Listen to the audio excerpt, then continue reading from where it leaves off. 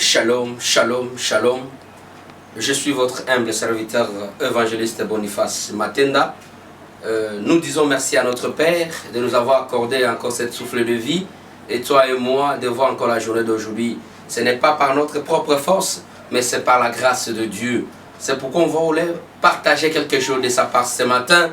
Aujourd'hui, nous sommes mercredi, que Dieu a voulu nous donner cette force de marcher ensemble et de parler de sa part. Merci pour cette souffle de vie que tu nous donnes ce matin. Ce n'est pas hasard, Seigneur, mais c'est par ton amour que tu nous as compté parmi les vivants. Nous te disons merci. Donne-nous la force d'écouter ta parole et dispose nos cœurs au nom de Jésus, nous te prions aussi. Amen. Je disais notre thème, que tu sois la source de bénédiction pour les autres. Et c'est ça qui va nous amener de lire un petit verset que tout le monde connaît. Et Matthieu 25, chapitre 25, verset 35 jusqu'à 37, on lit au nom de Jésus. Et car j'ai eu faim et vous m'avez donné à manger. J'ai eu soif et vous m'avez donné à boire. J'étais étranger et vous m'avez recueilli. J'étais nu et vous m'avez vêtu. J'étais malade et vous m'avez visité. J'étais en prison et vous êtes venu vers moi. Le juste lui répondit, Seigneur, quand avons-nous vu avoir faim et t'avons-nous donné à manger? Ou avoir soif et t'avons-nous donné à boire? C'est ça que nous, les enfants de Dieu, des fois on ignore. Des fois on marche dans l'ignorance.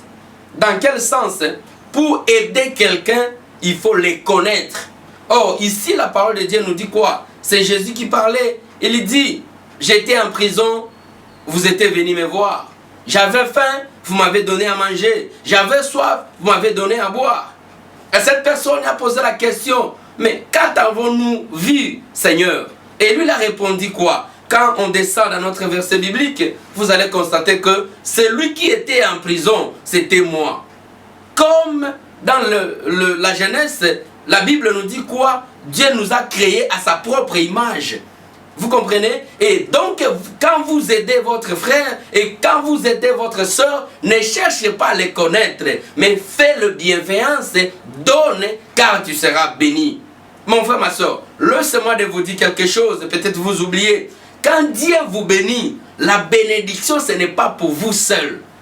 Quand Dieu vous bénit, vous êtes seulement le canal pour la bénédiction des autres. Laissez-moi de vous donner un exemple. Vous travaillez et vous gagnez 1000 $ par exemple, ou 1000 €. Et cet argent, si vous regardez bien, ce n'est pas vous seul qui vous allez dépenser cet argent, vous allez manger cet argent. Et si vous pouvez consommer cet argent, peut-être vous pouvez consommer 30, 40 ou 50 €. Mais le reste de l'argent, c'est les autres qui vont bénéficier. Oh, si on regarde bien, les autres n'ont pas travaillé pour gagner cet argent. C'est pourquoi la Bible voulait nous dire quoi? L'esprit de ce passage voulait nous dire quoi? Vous et moi, en tant que les enfants de Dieu, Dieu peut nous bénir. Et Dieu peut nous utiliser pour que les autres soient bénis. Mon frère, ma soeur, quand nous lisons la Bible nous dit, quand vous êtes bénis, il faut bénir les autres. Que ne force pas, n'endurcis pas ton cœur. En cas où Dieu te bénit, tu manges seul. En cas où Dieu te donne la grâce de bénir les autres, tu endurcis ton cœur. Non, mon frère, ma soeur. Sachez-le que non, vous êtes que l'instrument que Dieu va utiliser les autres. Et quand vous êtes un instrument que Dieu a choisi pour bénir les autres, vous allez constater que vous ne manquerez de rien. Tout ce que vous allez demander, tout ce que vous aurez besoin d'avoir, et sachez-le que vous en aurez, parce que vous êtes l'instrument pour bénir les autres. Et quand vous êtes là, vous n'êtes pas l'instrument pour bénir les autres. Quand tu es béni, tu manges seul. Quand Dieu te visite et tu dis non, ça c'est pour moi, les autres attendent leur tour. Sachez-le que mon frère, tu seras toujours la sécheresse va attraper votre vie. Pourquoi va attraper votre vie? Parce que la Bible nous dit la libéralité, donner, offrir, ça attire la bénédiction de Dieu. Et quand ça attire la bénédiction de Dieu, Dieu te bénit pour encore les autres soient bénis. Donc vous êtes au centre. Et c'est ça cet esprit de la Bible, de cette passage qu'on a lu aujourd'hui. Mon frère, ma soeur, laisse-toi d'être le source de bénédiction pour les autres. Laisse-toi d'être la source de bénédiction pour les autres. Si tu ne bénis pas les autres, sachez-le que non, la bénédiction aussi, mon frère, ma soeur. C'est quelque chose que je voulais vous dire. Être la source de bénédiction pour les autres.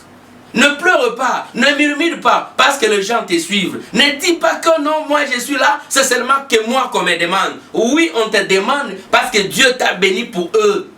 C'est parce que Dieu t'a béni pour eux. Ce n'est pas pour rien que Dieu t'a béni. Et si tu ne comprends pas ça, même si tu es béni et tu manges seul, tu vas constater, premier indice, vous allez constater que non, le gens va vous fuir. Deuxième chose, tu vas marcher seul. Pourquoi? Parce que tu ne sais pas libérer la bénédiction que Dieu t'a donnée. Tu ne sais pas donner ce que Dieu t'a donné. Tu ne sais pas visiter là où la charge que Dieu t'a donnée. Sois la source de bénédiction, mon frère, ma soeur. Sois la source de bénédiction. Ne murmure pas quand tu marches avec les gens. Ne tâtonne pas quand les gens te demandent. Ne doute pas quand tu as besoin de donner à quelqu'un. Tu es la source de bénédiction pour les autres. Laisse mon Dieu te bénir. Laisse mon Dieu te visite. Parce que ce n'est pas facile. Mais demande toujours à Dieu que Dieu aide-moi, que je sois la source de bénédiction pour les autres. Laisse que mon Dieu te visite et te donne la force. Que Dieu vous bénisse et que Dieu vous assiste au nom puissant de Jésus-Christ. Nous allons prier.